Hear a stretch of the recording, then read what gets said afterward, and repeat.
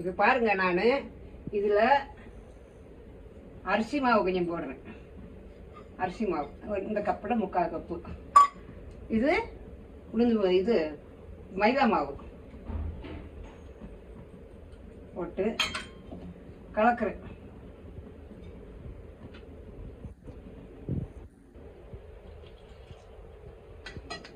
அதில் கொஞ்சோண்டு மஞ்சத்தூள் கொஞ்சம் லைட்டாக சேர்த்துக்கணும் கலர் வரத்துக்கு, அவ்வளோதான்.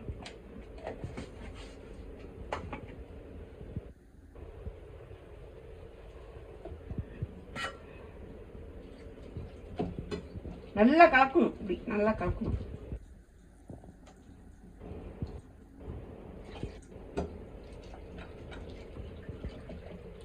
கட்டி விடாம கலக்கணும்.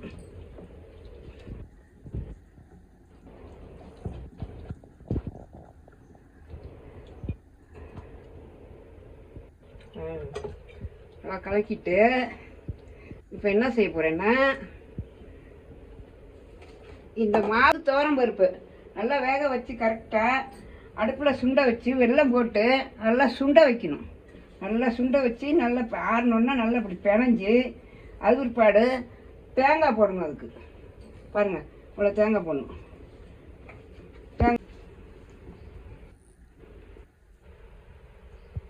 பாருங்கள், இப்படி உருண்டை பிடிச்சிக்கணும். இப்படி உருண்டை பிடிச்சி இப்படி வச்சுக்கணும்.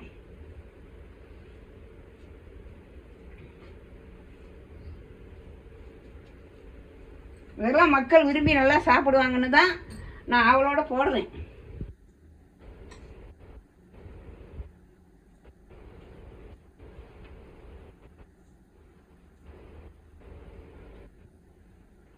பாருங்க, இது இப்படி உருண்டை உருண்டை பிடிச்சி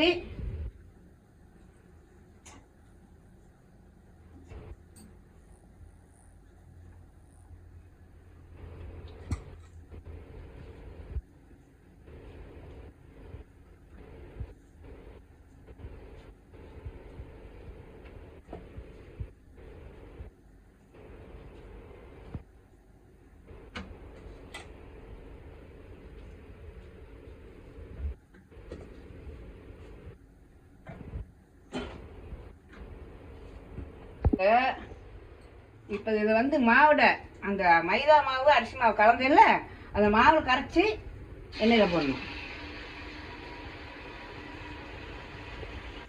இதுக்கு பேர் சுழியம். நம்ம தமிழ்நாட்டு பக்கம் நிறைய செய்வாங்க.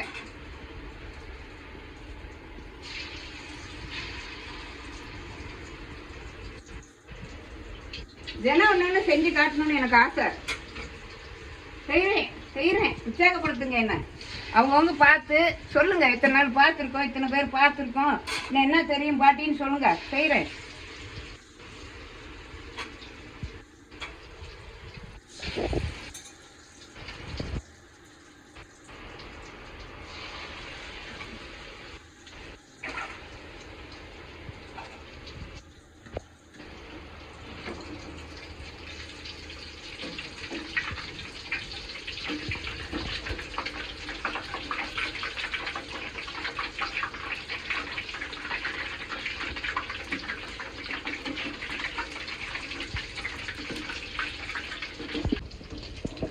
சொல்லுவேன். இது இதுக்கு பேர் சுழியம். அது அப்படிதான் போடணும். சுழியம் போடணும்னா அப்படிதான் போடணும்.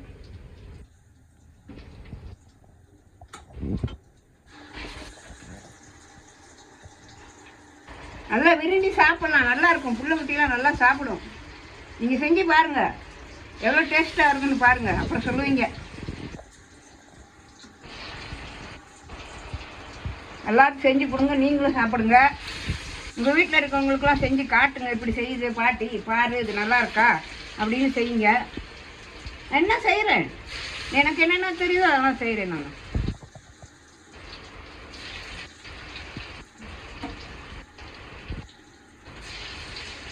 எல்லாம் உங்களோட உற்சாகம் தான் எனக்கு.